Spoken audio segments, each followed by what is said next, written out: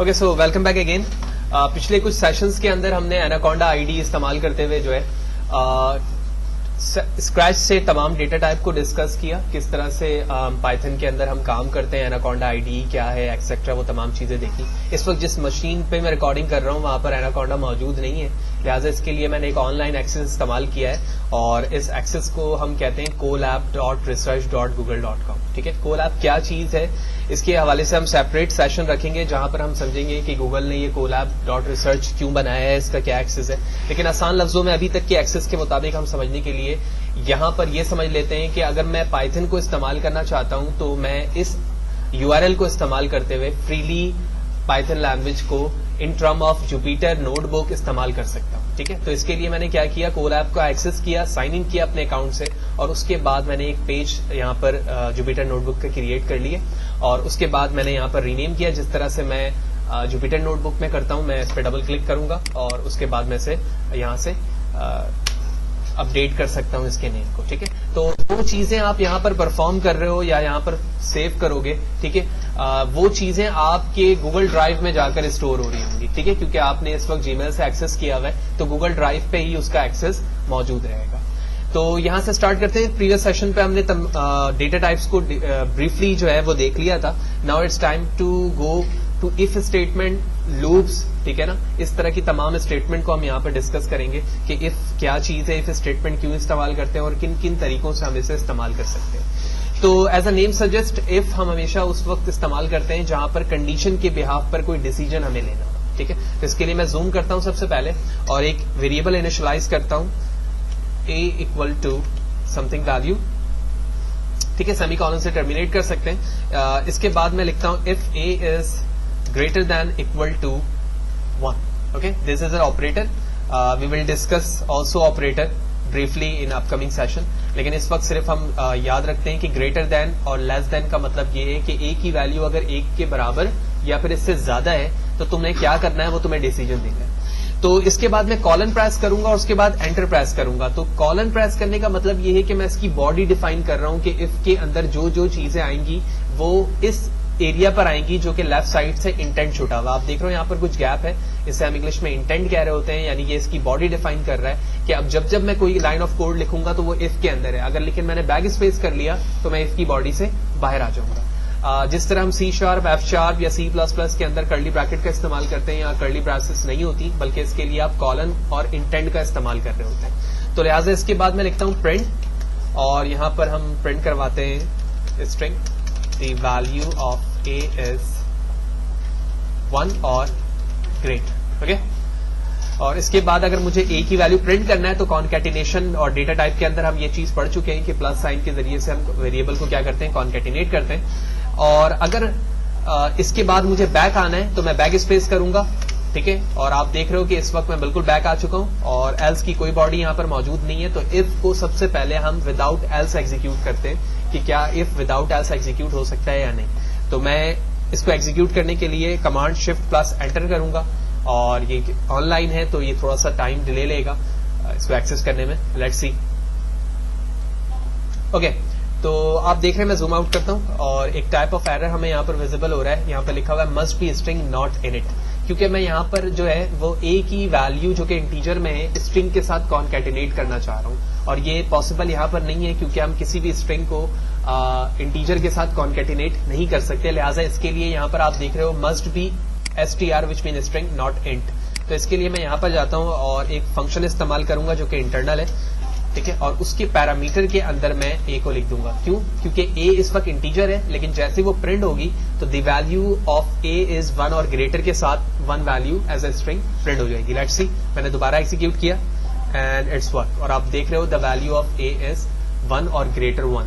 ठीक है, क्योंकि ये जो 1 है वो मैंने स्ट्रिंग में लिखा था, लेकिन ये 1 स्ट्रिंग है, लेकिन प्रिंट करवाते वक्त मैंने इसको किस में कन्वर्ट कर दिया, स्ट्रिंग में कन्वर्ट कर दिया। ये एक इंटरनल फंक्शन है एज लाइक स्ट्रिंग। हम ऑल्सो यूज कर सकते हैं कि इंट a, कहीं पर कोई चीज इंटीजर थी, मैंने स्ट्रिंग थी, मैंने उसको इंटीजर बनाया, इसी तरह फ्लोट एंड सो ऑन। तो सबसे पहले हमने इफ स्टेटमेंट को इस्तेमाल किया। हम इफ विद एल्स कैसे इस्तेमाल कर सकते हैं, यानी अगर ये ना हो तो फिर क्या होना चाहिए वो हमें बताना है। लिहाजा मैं इस चीज को दोबारा यहां से कॉपी करता हूं, सेकंड लाइन पर आता हूं, जूम करके मैं इसे पेस्ट करूंगा और एंटर प्रेस करके बैक स्पेस करूंगा और उसके बाद लिखूंगा एल्स, फिर दोबारा कॉलन प्रेस करूंगा और उसके बाद लिखूंगा एल्स, फिर जो चीज आप प्रिंट करवाना चाहते हैं ये मैं यहां लिख देता हूं, else body of if. Okay, और एल्स की बॉडी इस वक्त प्रिंट नहीं हो सकती क्योंकि यहां पर मैंने लिखा हुआ है ए ग्रेटर देन इक्वल टू 1, तो इसकी जगह मैं लिखता हूं 0। तो आप देख रहे हो ना तो ए की वैल्यू 1 के बराबर है ना 1 से ज्यादा है, तो मैं कहां जंप कर जाऊंगा, एल्स की बॉडी में। तो मैं शिफ्ट प्लस एंटर प्रेस करता हूं और इट्स सक्सेसफुली रन। तो दूसरा तरीका हमने यहां पर देखा कि किस तरह से हम इफ इस्तेमाल करते हैं और इफ के साथ एल्स इस्तेमाल कर सकते हैं। बिल्कुल इसी तरह हम चाहें तो इफ को नेस्टेड भी कर सकते हैं और एल्स को भी नेस्टेड कर सकते हैं। नेस्टेड से मुराद ये है कि एक इफ की बॉडी में एक और इफ आ जाए, ठीक है। लिहाजा इसके लिए मैं बिल्कुल जिस तरह से पहले स्टेटमेंट को मैंने लिखा था वैसे ही दोबारा इस स्टेटमेंट को लिखता हूं और उसके बाद अभी तक मैं इफ के अंदर ही मौजूद हूं क्योंकि आप देख रहे हो कि लेफ्ट साइड से एक इंटेंट मौजूद है और यहां पर जाने के बाद मैं लिखता हूं if B double equal to 2।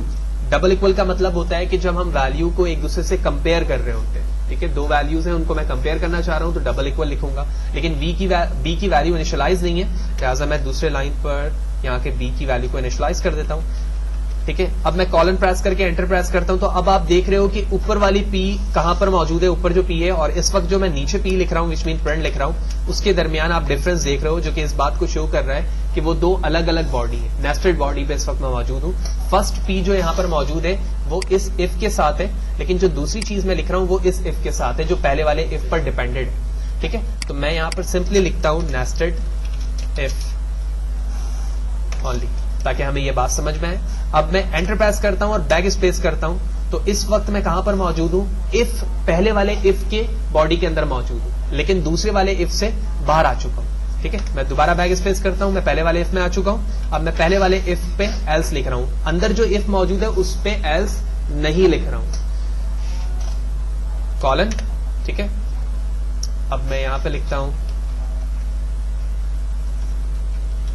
कुछ गलती हो रही है, मैं एक और दफा चेक करता हूं 1।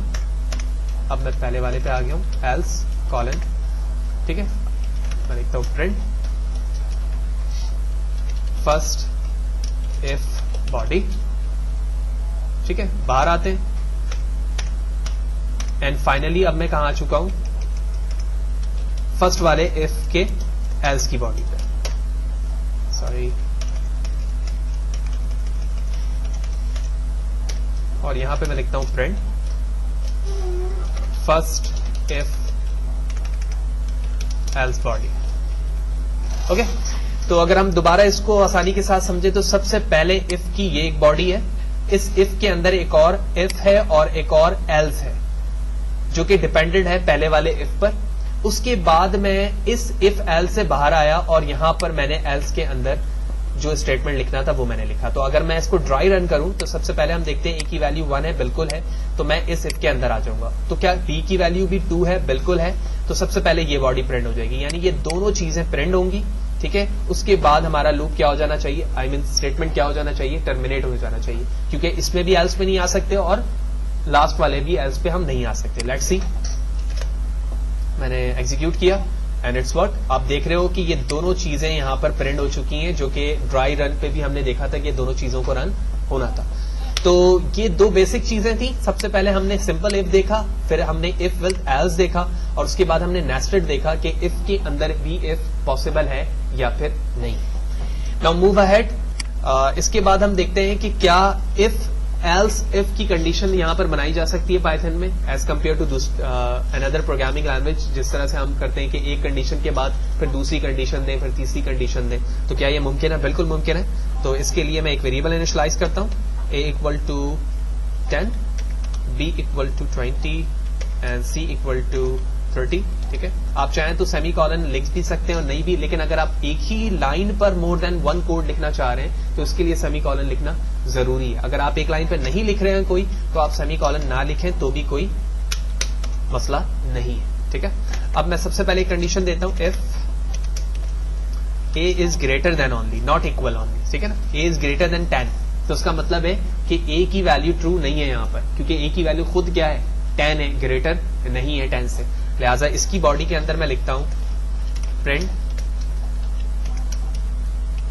ग्रेटर, बाहर आते हैं। अब मैं लिख रहा हूं एल्स इफ, क्योंकि मैं एल्स नहीं लिखना चाह रहा हूं, दूसरी कंडीशन देना चाह रहा हूं। मैंने कहा एल इफ, इसको हम शॉर्ट में पढ़ते हैं एल्स इफ। दूसरी प्रोग्रामिंग लैंग्वेज में हम एल्स लिखकर स्पेस लिखकर इफ लिखते हैं, यहां पर हम सिर्फ एल इफ लिखते हैं। इसके बाद मैं कॉलन प्रेस करके एंटर करता हूं। मेरा इंटेंट देख रहे हैं आप बिल्कुल उसी बॉडी में, क्योंकि इफ की है, क्योंकि ये नेस्टेड नहीं है बल्कि एक सेपरेट बॉडी में तमाम चीजें चल रही है। मैंने यहां लिखा प्रिंट और यहां लिखा, अब मैंने एल्स इफ में कोई कंडीशन नहीं बताया, जो कि इस वक्त एक लॉजिकल मिस्टेक है। जाहिर सी बात है, जब आपने एल्स इफ लिखा है तो आपको कंडीशन भी बतानी होगी, लिहाजा मैंने यहां कंडीशन लिखा